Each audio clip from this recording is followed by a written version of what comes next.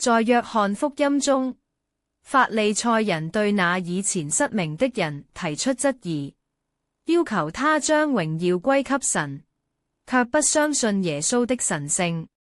他們以為這位盲者在作假見證，然而盲者卻堅持自己的信念，即使面對懷疑與攻擊，他依然相信耶穌的偉大。榮耀歸給神的真正意義在於讚美與敬拜，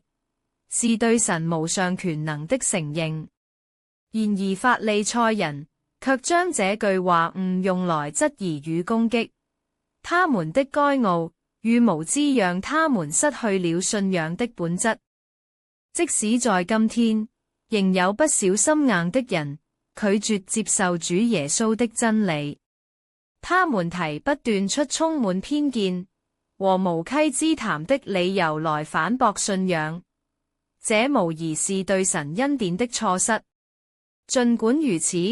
信徒們仍需堅持自己的信仰，不斷向他們述說主的偉大。那位昔日盲人因耶穌而重見光明，他的見證成為許多人信仰的靈感。我們每天都在尋求光明與希望，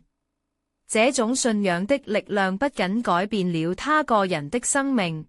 也影響了周遭的人。面對懷疑與挑戰，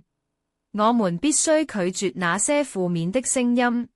堅定自己的信仰與追求。耶穌的偉大不受世人看法的影響，